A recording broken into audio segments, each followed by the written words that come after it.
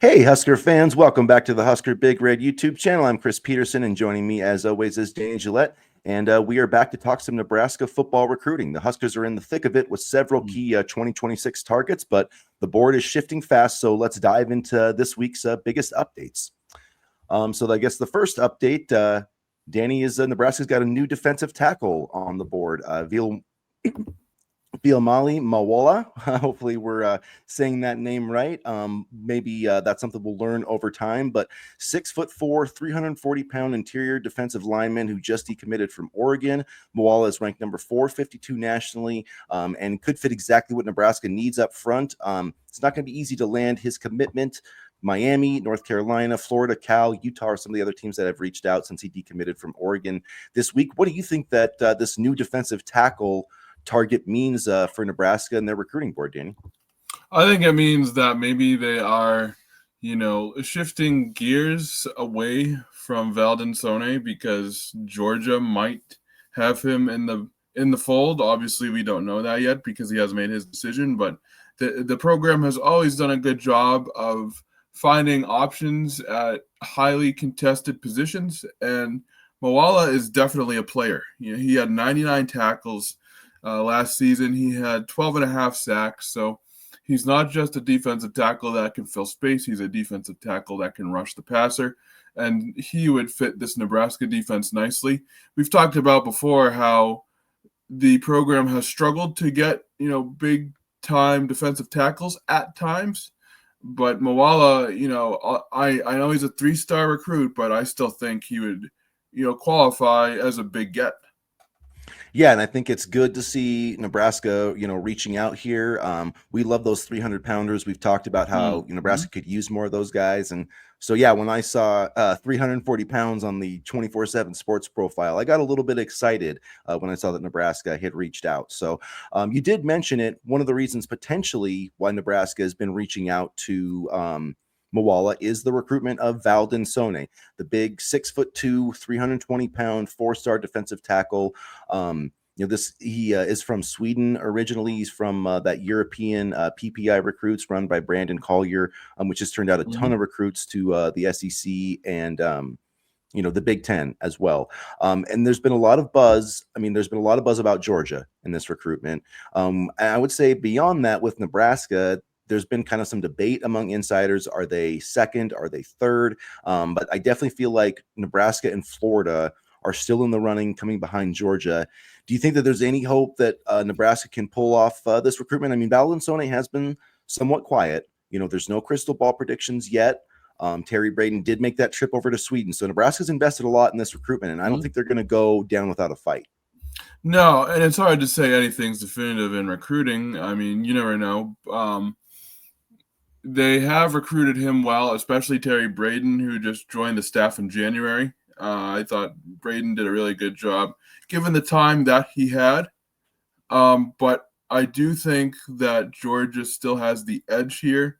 Obviously, if Nebraska can come in and make a late push, that would certainly be ideal. But, just from thinking about it and it's Georgia. It's a top quality program, and they're probably paying him a pretty penny. So I'm not sure that works in Nebraska's favor necessarily, but you never know. It is interesting because Georgia has a ton of defensive line commitments, and there's another that he was like an international recruit that was offered by Nebraska back in June, and he's even been sort of trending to Nebraska because there was talk maybe they could shift back to him. I'd have to look up his name. He's another one of those Collier guys, though, big, super strong, athletic. So yeah, this would be a really big win for Nebraska if they could get it. Obviously, I don't. If I had a prediction, it probably would be for Georgia, but they have invested a lot in this recruitment, and I do think that they do have resources to compete with SEC teams when they really want to. And so I'll be interested to see if they do that here. It might not be quite enough. They might have their own limitations in mind, and Georgia may be willing to go beyond that. Because I do think that this would be a special player, Valdin Sone, but we'll see what happens. But definitely feels like this one's moving in Georgia's direction.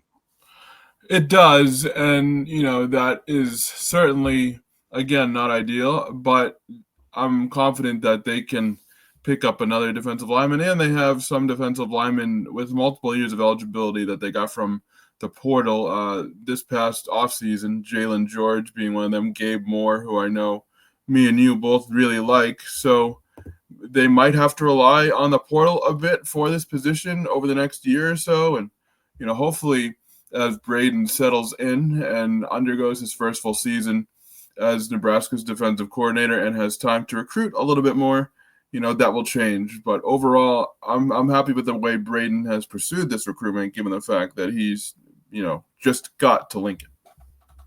All right, so to wrap it up, you guys, we're going to touch on Calvin Thomas. He's got a decision coming up on Saturday, July 12th, and this recruitment really has changed quickly. Last weekend, it really felt like it was almost a done deal for Nebraska. There was even talk of maybe Calvin Thomas could pull, could announce a commitment early. Maybe he might even not wait till July 12th. Brian Christopherson of Husker 24/7 put in a crystal ball on July 5th. I was feeling really confident at that point. And then all of a sudden Sunday came around and the picks started flipping. Brian just flipped his pick on Tuesday. So at this point, it does look like Nebraska is going to miss out on Calvin Thomas. Michigan, Texas, SMU have also been in the mix. I'm sure Nebraska is still pushing for him. I do think he would be a great fit in their defense. I think he'd be the perfect jack linebacker. I don't think you could make a better jack linebacker in a lab than Calvin Thomas. But what are have you been hearing anything positive about Nebraska, or are you going with everybody else? Do you think it will be North Carolina?